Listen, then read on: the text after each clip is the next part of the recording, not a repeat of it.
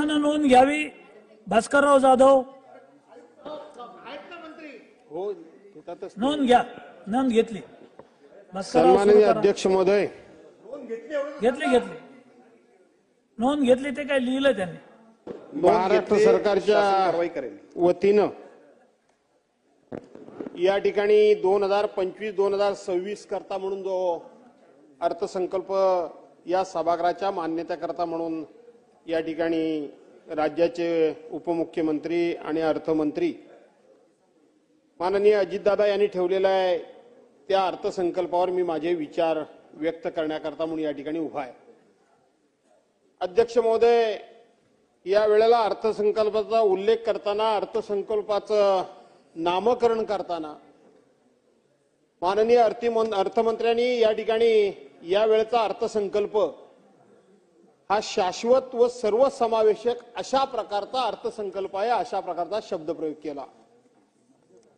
याच दादांनी, याच अर्थमंत्र्यांनी मागच्या वेळेला जेव्हा हा अर्थसंकल्प मांडला होता तेव्हा त्यांनी सांगितलं होतं, हा माझा अर्थसंकल्प शेतकरी, युवा, महिला आणि गरीब यांच्यासाठी हा अर्थसंकल्प असेल असं सांगितलं होतं.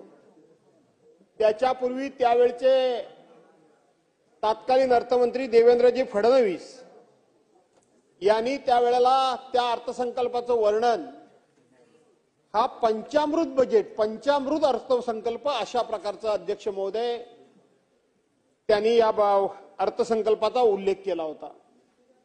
अध्यक्ष महोदय, प्रत्येक वेळी हे बजेट, हा अर्थसंकल्प सभागृहाच्या समोर येतो, सभागृहाच्या समोर त्याला मान्यता घेतली जाते आणि मान्यता घेतल्यानंतर प्रत्यक्षपणे या अर्थसंकल्पामध्ये खर्च किती होतो अध्यक्ष महोदय याचा सुद्धा विचार करण्याची गरज आहे.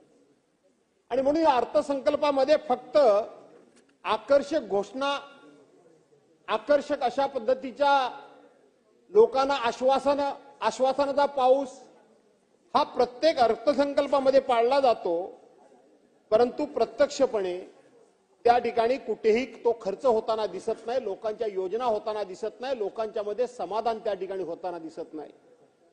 आपण जर बघितलं तर दिवसागणिक महसुली जमा प्रचंड प्रमाणामध्ये वाढते. 2024-25 ला बघितलं, हे माननीय अर्थमंत्र्यांनी हे पुस्तक दिलेलं आहे, त्याच्यामध्ये 4,99,463 कोटीचा अंदाज होता, परंतु प्रत्यक्षपणे 5,36,000 आणि 463 कोटी अशा पद्धतीचा अर्थ या महसुली जमा झाली. 2025-26 ला त्यांनी 5,60,000 आणि 963 कोटी रुपयाचा अंदाज वर्तवलेला आहे.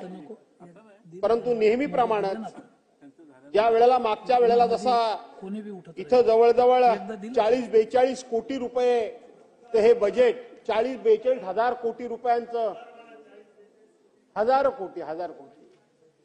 कोटी रुपयाचा ही महसुली तूट झाली. आता सुद्धा स्वतःच मंत्री महोदय सांगतायत की या वेळेला 45,891 कोटी रुपयाची तुटीचा हा अर्थसंकल्प स्वतः माननीय अर्थमंत्र्यांनी या ठिकाणी मांडलेला आहे. आणि म्हणून एकूण जर खर्च किंवा एकूण जर प्लॅन बघितला तर 7,20,000 कोटी रुपयाचा प्लॅन आहे. राजकीय कोषीय तूट सुद्धा 1,36,234 कोटीवर दिवसेंदिवस जायला लागले. परंतु माननीय दादांना मला सांगितलं पाहिजे की आपण खाली सांगत असताना मात्र की राजकोषीय उत्तरदायित्व आणि वित्तीय व्यवस्थापन कायद्यानुसार राजकोषीय तूट ही उत्पन्नाच्या 3% कमी ठेवण्यामध्ये शासन या ठिकाणी यशस्वी झालंय, अशा पद्धतीचा आपण या ठिकाणी शब्दप्रयोग सुद्धा केलेला आहे. पण अध्यक्ष महोदय, प्रत्यक्षपणे ज्या वेळेला अशा पद्धतीच्या सभागृहाकडून तुम्ही संपूर्णपणे मान्यता घेता आणि प्रत्यक्षपणे खर्चाचं बघ या ठिकाणी प्रमाण किती आहे अध्यक्ष महोदय, तर खर्चाचं प्रमाण आपण जर बघितलं तर खर्चाचं प्रमाण केवळ 46% एवढंच फक्त खर्चाचं प्रमाण आहे. आपण मागच्या वेळेला 1,92,000 कोटींची मान्यता सभागृहाकडून घेतली आणि प्रत्यक्षपणे 1,18,000 कोटी रुपये फक्त आपण खर्च केलेत. उरलेले पैसे आपण खर्च देखील करू शकलात नाही. याचा अर्थ की एका बाजूनं महसुली तूट तुमची होतीये, तुम्ही प्लॅनिंगवर त्या ठिकाणी पैसे त्या ठिकाणी ठेवल्यासारखे दाखवता, पण प्रत्यक्षपणे मात्र खर्च होत नाही. ही राज्याची प्रगती नाही तर ही राज्याची अधोगती आहे, हे आपल्याला या ठिकाणी मान्य करावं लागेल. अध्यक्ष महोदय, आपण एका बाजूला पुरवणी मागण्या या ठिकाणी बजेट आणता आणि बजेट आणल्यानंतर साधारणपणे वर्षातून 3 पुरवणी मागण्या याव्यात, हा आपला अधिकार आहे. 3 पुरवण्या मागण्या येत असताना त्याच्यामध्ये सुद्धा मूळ बजेटच्या किती टक्के रक्कम आपण खर्च केली पाहिजे, 5% जास्त रकमेची बजेटच्या म्हणजे पुरवणी मागण्या सभागृहासमोर येता कामा नयेत. पण आज पुरवण्या मागण्याचं प्रमाण जर आपण बघितलं तर गेल्या वर्षी 1,37,000 कोटी 1,37,000 कोटी रुपये पुरवणी मागण्या कोटी रुपयाच्या पुरवणी मागण्या सभागृहासमोर आल्या. म्हणजे त्याचा अर्थ की मूळ बजेटच्या 20.49% 49% आपण पुरवण्या मागण्या सभागृहासमोर आणल्यात. याचा अर्थ की आपण पूर्णपणे आर्थिक शिस्त बिघडवलेली आहे. आपण आर्थिक शिस्त बिघडवलेली आहे. आपण आकस्मिक निधीतून काही योजना घेऊ शकतो, नाही अशातला भाग नाही, परंतु अकस्मातता निधीतून योजना घेण्याच्या ऐवजी आपण इथं आकडेवारी मात्र बजेट पहिल्यांदा फुगवून सांगतो. ते बजेटमध्ये नंतर रिऑपरेशन मध्ये कोणाचे पैसे किती कमी करतो आणि कोणाचे पैसे किती वाढवतो आणि ह्या पुरवण्या मागण्या सभागृहासमोर पुन्हा पुन्हा आणतो. याला कुठेतरी आर्थिक शिस्त येण्याची गरज आहे. अध्यक्ष महोदय, या आर्थिक शिस्त आणत असताना आपण जर बघितलं तर आपलं राज्य हे आज जे काही देशामध्ये आपला 5वा नंबर, आर्थिक घडीमध्ये आपल्या देशाचा 5वा नंबर आपण म्हणतो, पण आज देशामधली जी छोटी छोटी राज्य आहेत, तेलंगणा सारखं राज्य आहे, त्या तेलंगणा कर्नाटक सारखं राज्य आहे, तामिळनाडू सारखं राज्य आहे, या छोट्या छोट्या राज्याच्या सुद्धा आपलं दरडोई उत्पन्न दिवसागणिक आता कमी व्हायला लागलंय. हे मी म्हणत नाही अध्यक्ष महोदय, सर्वसाधारणपणे राज्याचा अर्थसंकल्प मांडण्यापूर्वी एक महाराष्ट्राची आर्थिक पाहणी म्हणून महाराष्ट्र सरकारचाच दस्तऐवज, महाराष्ट्राचाच ही पुस्तिका, महाराष्ट्राचाच हा लेखाजोखा सरकारच्या वतीनं सभागृहासमोर ठेवला जातो, सदस्यांना दिला जातो. त्याच्यामध्ये ते म्हटलंय, मी म्हणत नाहीये अध्यक्ष महोदय, मी म्हणत नाहीये. त्याच आर्थिक पाहणीमध्ये दुसरा एक विषय आहे की आपल्या राज्यामध्ये 36 जिल्हे आहेत अध्यक्ष महोदय. या 36 जिल्ह्यांचं दरडोई उत्पन्न आपण इथं 2 आणि 2.5 लाख आणि 3 लाख रुपये दरडोई उत्पन्न आपण उत्पन्न आहे म्हणून सांगतो, परंतु प्रत्यक्षपणे राज्यातल्या 36 जिल्ह्यामधल्या 18 जिल्ह्याचं वार्षिक दरडोई उत्पन्न हे 1,88,892 रुपये आहे. म्हणजे राष्ट्रीय सरासरी जी आपली जी ठरवून दिलेली आहे त्या निकषापेक्षा सुद्धा 36 जिल्ह्यांपैकी 18 जिल्ह्याची आपली वार्षिक दरडोई उत्पन्नाची घसरण दिवसांदिवस होत चाललेली आहे. याची सुद्धा सरकारने नोंद घेण्याची गरज आहे. अध्यक्ष महोदय, आर्थिक पाहणी आपण म्हटल्यानंतर 8.75% आपला विकास दर वाढेल आपण म्हणतोय. हा विकास दर वाढत असताना राज्याचा विकास दर, राज्याचं दरडोई उत्पन्न 3 बाबींवर काढलं जातं अध्यक्ष महोदय. 1 उद्योग, 2 शेती आणि 3 सेवा कर. अध्यक्ष महोदय, 8.75% राज्याचं दरडोई उत्पन्न आपण, राज्याचा विकास दर 8.75% म्हणतोय. त्याला कारण फक्त आणि फक्त एकच आहे की यंदा 116% पाऊस पडला, शेतकऱ्यांचं अतिशय चांगल्या प्रकारचं पीक आलं. म्हणून अध्यक्ष महोदय, आपल्या ह्या पाणीमध्ये आपण दिसतोय की आपण गेल्या वेळेला 2.9% वाढीचा दर होता, तो या वेळेला 3.3% वाढला. ही आर्थिक पाहणी सांगते, मी सांगत नाहीये. म्हणून आपण तिथं पुढे जातोय. 2020-21च्या तुलनेनं पेरणी क्षेत्र तर कमीच झाले, आता कमी झालंय. यंदा हा दर घसरणार आहे अध्यक्ष महोदय. गव्हाच्या 1126 हेक्टर पिकापैकी जागेवर पेरणीपैकी 1047 हेक्टरवरच पेरणी झाली अध्यक्ष महोदय. ज्वारीच्या 2320 हेक्टर पैकी एकूण 1740 हेक्टरवर पेरणी झाली अध्यक्ष महोदय. बाजरीच्या 687 हेक्टर पैकी 404 हेक्टरवर फक्त पेरणी झाली आहे. तृणधान्याच्या 7079 हेक्टरवरून आपण 6368 हेक्टरवर आलोय. सर्व कडधान्य 4595 हेक्टरवरून आपण 4,450 हेक्टरवर आलोय.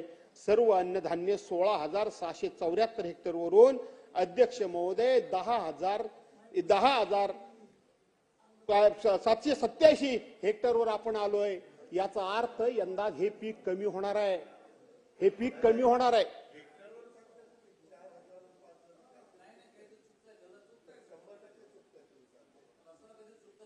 एक मिनिट.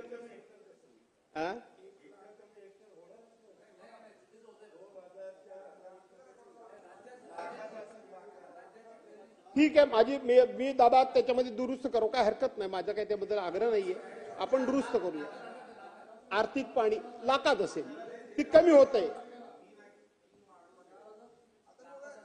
अनावधानानं झालेली चूक असेल तर रेकॉर्डवरून काढू. चला भास्करराव दुरुस्त करू. भास्कररावजी इकडे सुरू करा तुम्ही. आणि म्हणून आर्थिक पाणीचा अहवाल 2024-25 मध्ये सकल राज्य उत्पन्नाची सेवा क्षेत्राचा आणि उद्योग क्षेत्राचा वृद्धी दर घटणार असल्याचा अंदाज वर्तवण्यात आलेला आहे. उद्योग क्षेत्रामध्ये सुद्धा दादा हा घर आपणच कबूल केलेला आहे. खाणकाम दगडकाम क्षेत्राचा वृद्धी दर सुद्धा मागील वर्षी 5.8% होता. या वेळेला तो 2.9% आलाय. वीज वायू पाणी पुरवठा आणि इतर उपयुक्त सेवा हे 13.5 वरून 8.1% आले. बांधकाम वृद्धी 10.4% 5.7% आले. त्यामुळे उद्योग क्षेत्राचा आपण सांगताय की दावोचा सातत्याने आपण उल्लेख करताय. 15,72,000 कोटी रुपयाचे आम्ही त्या ठिकाणी करार करून आलो म्हणून सांगताय. 16 लाख लोकांना आम्ही रोजगार देणार म्हणून सांगताय. 63 कंपन्या राष्ट्रीय आंतरराष्ट्रीय कंपन्यांबरोबर आम्ही त्या ठिकाणी करार केले म्हणून सांगताय. प्रत्यक्षपणे करार केलेत हे तुम्ही सांगताय. हे करार झाले आणि आजपर्यंत 10 मार्च पर्यंत त्याची काहीही त्या ठिकाणी प्रगती झालेली नाही. पूर्वी सुद्धा फार मोठे करार झालेले आहेत. त्याचा रिझल्ट काय आला याचं सुद्धा कधीतरी एकदा उत्तर शोधण्याची गरज आहे. आणि म्हणून उद्योग क्षेत्रामध्ये सुद्धा आपण या ठिकाणी मागे जातोय हे आपल्याला कबूल करावं लागेल. आपला सर्वात मोठं दळणवळणाचं आणि आपल्या सगळ्यात मोठं उत्पन्नाचं साधन कोणतं आहे तर ते आहे सेवा क्षेत्र. आणि या सेवा क्षेत्रामध्ये सुद्धा आपण जर बघितलं असेल, दळणवळण असेल, वाहतूक असेल, साठवण असेल, व्यापार असेल, या सेवांचा वृद्धी 11.4% वरून 5.6% आपण खाली आलोय. आपण त्याचबरोबर मालमत्ता व व्यावसायिक सेवा मागील 12.2% वरून 8.6 वर आलोय. आणि सार्वजनिक प्रशासन संरक्षण व इतर सेवा वृद्धी याचा दर 17.5% तुलनेत 11.1 वर आपण आलोय. आणि म्हणून अध्यक्ष महोदय, एका बाजूला आपण या ठिकाणी बरेच काही लोकांना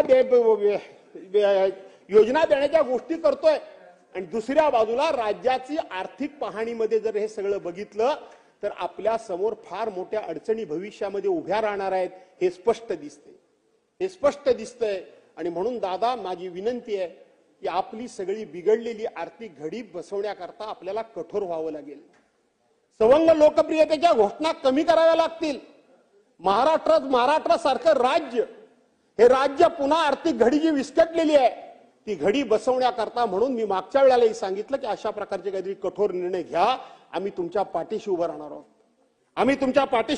आहोत. दादा, तुम्ही दिलेला तक्ता, हा तक्ता माझ्या समोर आहे. या वेळेला तुम्हाला मी धन्यवाद देतो की नेहमी आपण कोणकोणत्या विभागाला किती निधी देतो हे आम्हाला सगळी बुक त्या ठिकाणी चाळून शोधावा लागतो. पण या वेळेला आपण त्याची रेडीमेड आकडेवारी तुम्ही आम्हाला छोट्या बॅगेमध्ये दिलीत. गेलं ते छोट्या बॅगेमध्ये तुम्ही आम्हाला दिलीत. आणि म्हणून तुम्हाला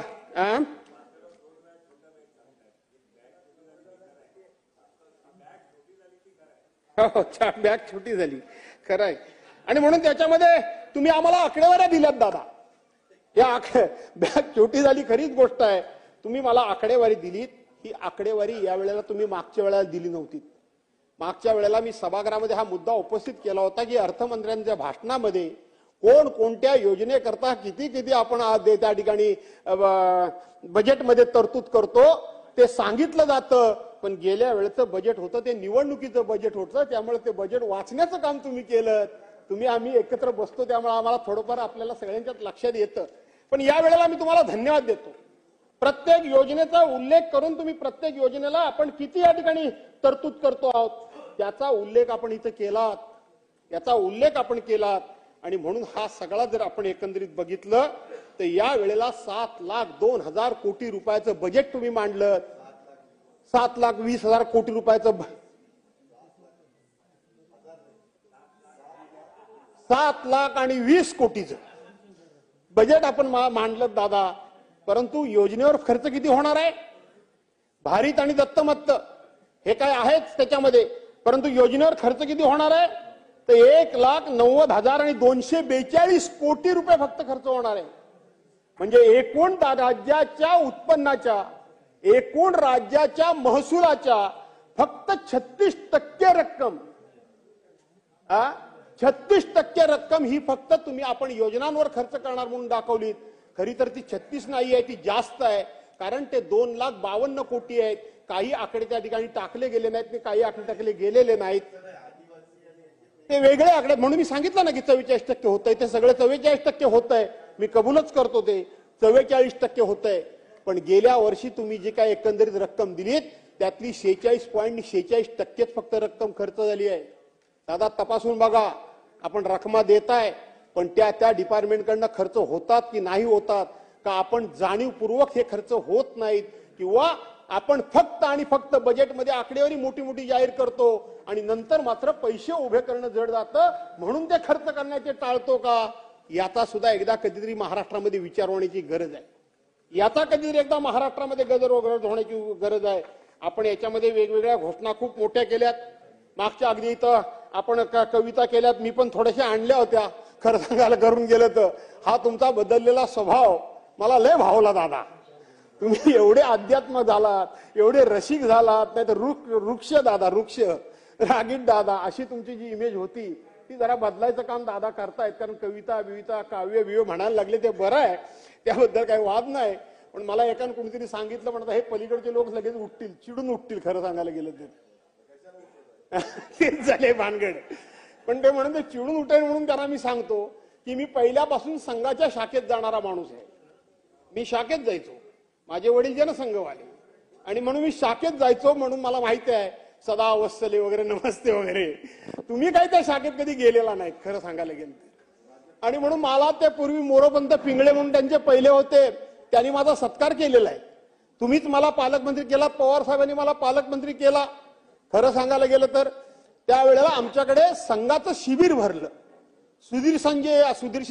सुदर्शनजी जे आले होते त्यांचे प्रमुख, आता जसे मोहनराव भागवत आहेत त्यांच्या. भास्कररावजी कौतुक करताय का काय?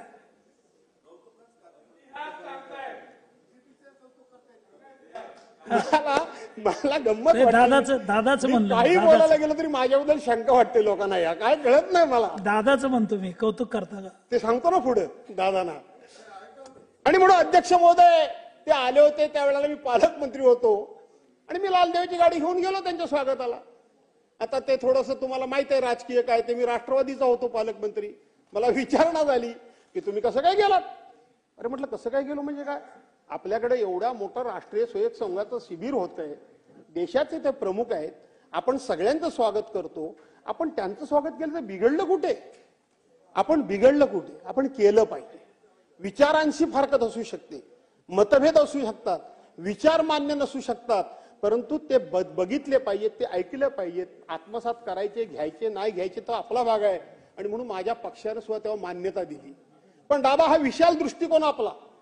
काही लोकांना फक्त घोड्याचे झापडं, जशी म्हणजे 2 बाजूने झापडं पुढे लावलेली असायची ना टांग्याला, इथून सोडला की तिथे जा आणि तिथून आला की इथे जा, ही विचारामध्ये आपल्याची संपूर्णपणे अशी विशालता आली. भुजबळ साहेब, आपला विचार जो संपूर्णपणे सर्वांना समोर घेऊन बरोबर घेऊन जाण्याचं जे आपल्यामध्ये जी काही भावना निर्माण झाली ती ही अशा विचारांमुळे झाली. विरोधक असला तरी त्याचं सुद्धा ऐकून घ्यायचं. दादा संघाच्या शाखेत कधी गेले नाहीत, म्हणजे ते तिकडं मुख्यालयात नागपूरला गेल्याचं कधी मी ऐकलं नाही. दादा राहिलेत, पण मात्र कवी मात्र कोणाच्या तरी नादाला लागून झालेत, एवढंच मला फक्त सांगायचं आहे. बाकी मला काही सांगायचं नाही. आणि अध्यक्ष महोदय, निवडणुकी आहेत तोंडावर. तुम्ही सांगितलं की लाडकी माझी बहीण, अरे ते फोटो बघून बघून कंटाळा आला. आता सुद्धा बघितलं ते तिघांचेच फोटो कायम असतात. अरे पूर्वीची काय सरकार झाली नाही काय फोटो, रोज जाहिरात, वर्तमानपत्रामध्ये जाहिरात, टीव्हीवर जाहिरात, कुठल्याही कार्यक्रमावर पत्र जाहिरात, कुठलंही प्रशस्ती पत्रिक द्या जाहिरात. काय चाललंय काय हे? आणि जाहिरात त्यावेळेला त्या लाडक्या बहिणींना असं काय खुलवून टाकला नाही या भावानी आणि सांगितलं की 46,000 कोटी रुपये आम्ही महिला आमच्या लाडक्या बहिणींकरता तरतूद केलेली आहे. किती सांगितलं? 46 कोटी रुपये, 46,000 कोटी रुपये. यंदाचं बजेट कितीचं आहे? 36,000 कोटी रुपये. पहिल्या झटक्यात 10,000 कोटी रुपये कमी झाले. म्हणजे 10,000 कोटी मिळणाऱ्या बहिणी आता घरी जाणार हे स्पष्ट झालं. प्रत्यक्षपणे खर्च किती झाले? 33,232 कोटी रुपये. 46,000वरून 33,232 कोटी रुपये झालं. मतं घेतली 2100 रुपये आम्ही पर महिलेला करू पर महिना. आता ह्या बजेटमध्ये त्याचा पत्ताच नाही. आता त्याचा पत्ताच नाही. मुख्यमंत्री म्हणतात पुढच्या वेळेला बघू. दादा म्हणतात मी काही कधी बोललो नाही. एकनाथराव म्हणतात मीच फक्त बोललो, आता मीच एकटा काय करू. हे दोघे एक मतानं झाले तर अशी अवस्था बहुतेक झाली आहे. अध्यक्ष महोदय, आमच्या आदितीताई बसल्या तिथं मंत्री महोदया, 2,53,000 2 कोटी आणि 53 लाख महिलांचं आपण त्या ठिकाणी 2 कोटी 53 लाख महिला ह्या त्याच्या लाभार्थी त्यावेळेला तुम्ही जाहीर केल्यात. आता तुम्ही ती स्क्रुटिनी करताय आणि स्क्रुटिनी करून त्यातल्या पहिल्या 2.5 लाखाची बातमी आली, आता 7.5 लाखाची बातमी आली. हळूहळू 10 लाख महिलांना तुम्ही कमी करणार आहात. आता करणार आहात मला वाटतं आता 50 लाख महिलांना यातून कमी करणार आहात. निवडणुकीकरता बहिणींना कशाला फसवलं? अधिकडं जावं तिकडं दादा तुमचे फोटो. मला लाडका भाऊ म्हणा, मला लाडका भाऊ म्हणा, मला लाडका भाऊ म्हणा आणि मग त्याच्या पुढे आदितीताईचे फोटो. ते जाऊ दे 3 भाऊ, मला लाडकी बहीण म्हणा, कारण माझं खातं आहे. नाही ते ठीक आहे. जी गुलाबी जॅकेटवर टीका काही लोकांनी केली ती मलाही आवडली नाही. खरं सांगायला गेलं तर त्यांनी शिवलं त्यांच्या पद्धतीने. बिघडलं काय? काहीच बिघडलं नाही. त्यांचं काम झालं, आता त्यांनी काढून टाकलं.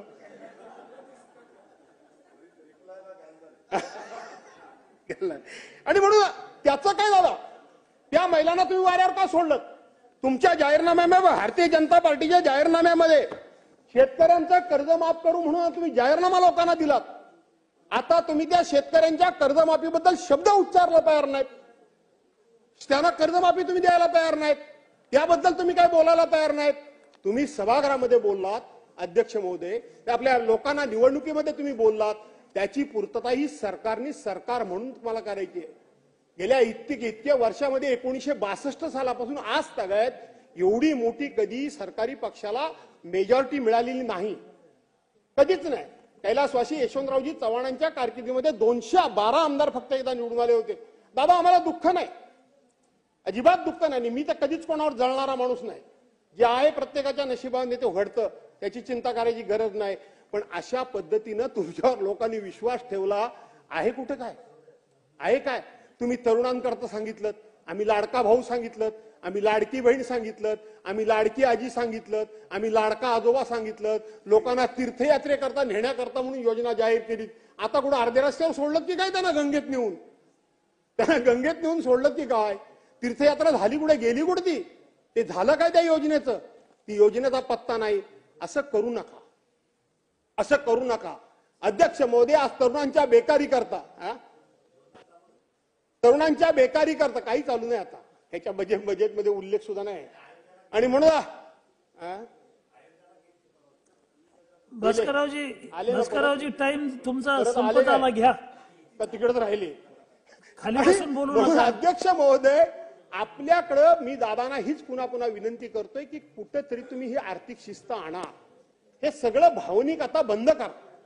भावनिक बंद करा दादा. कठोर घ्या भूमिका. राज्य वाचलं पाहिजे. केवळ अशा पद्धतीचा आता 5 वर्ष तर तुम्हाला काही धोका नाही, काहीच धोका नाहीये.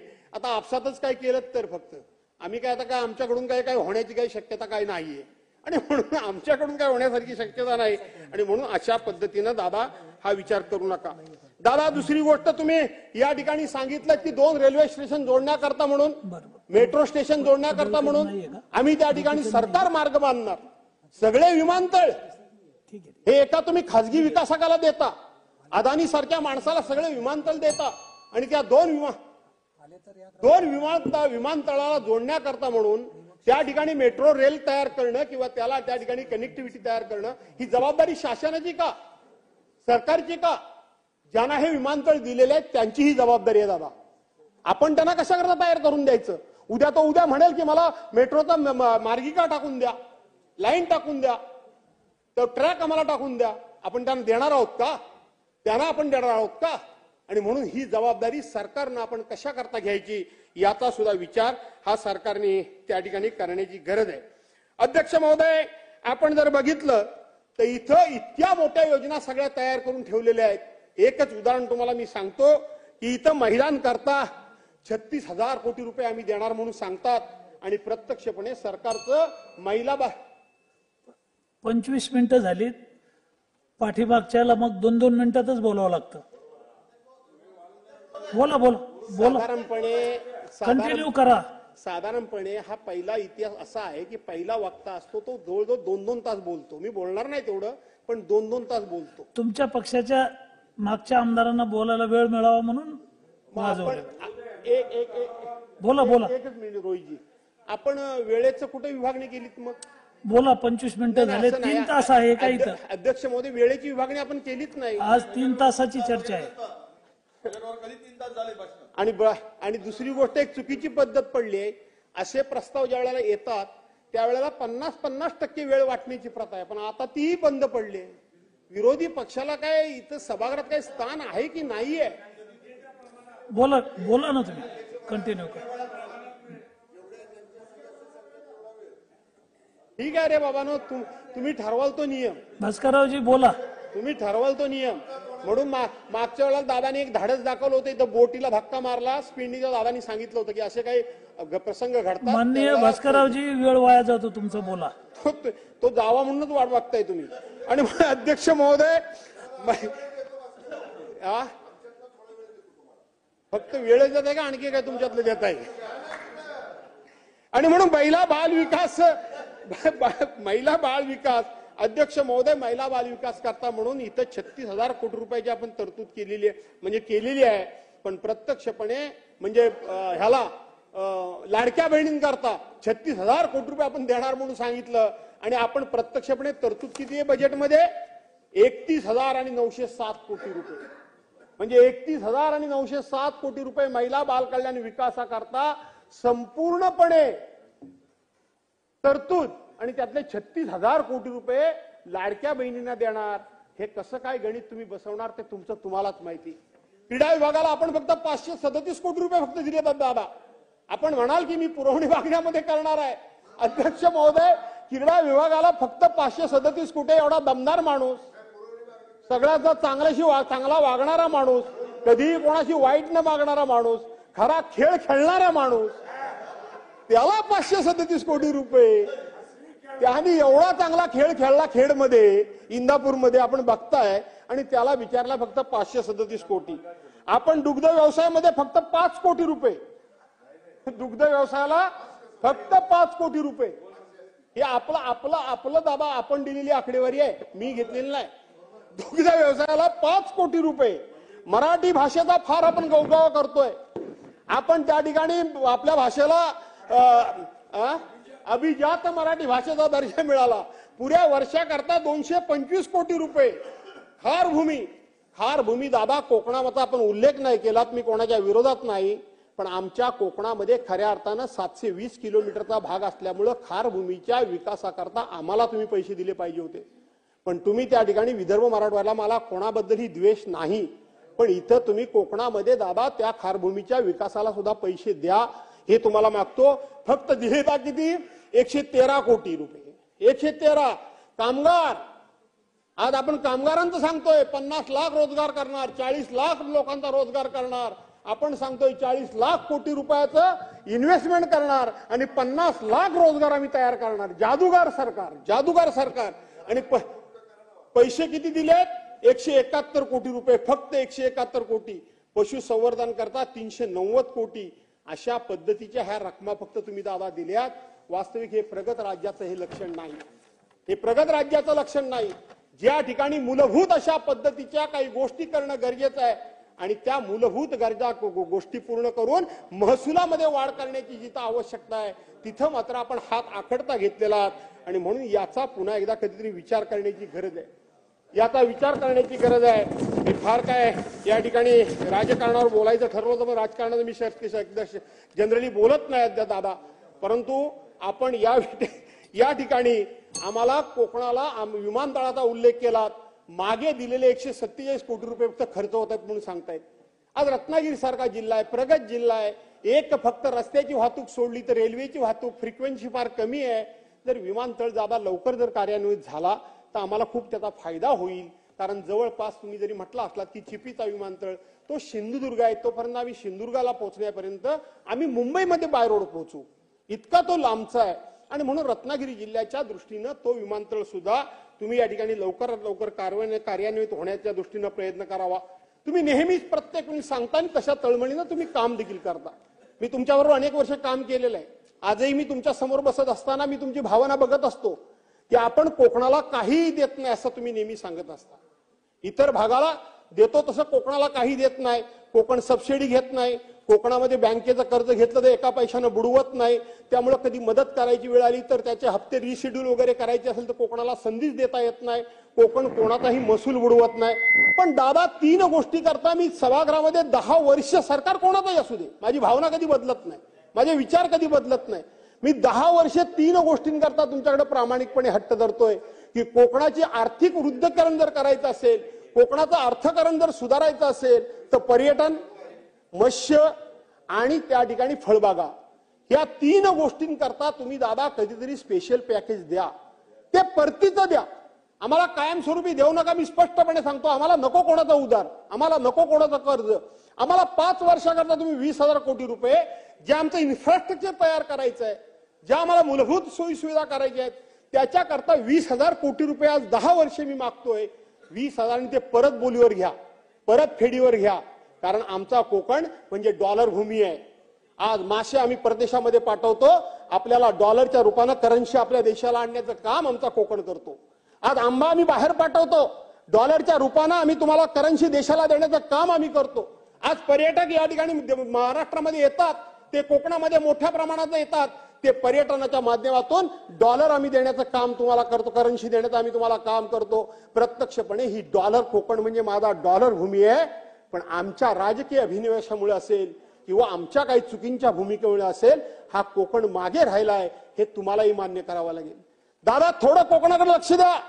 राज्याचं अर्थकारण सुधारण्याकरता कोकण तुम्हाला मदत करेल एवढी कोकणामध्ये क्षमता आहे.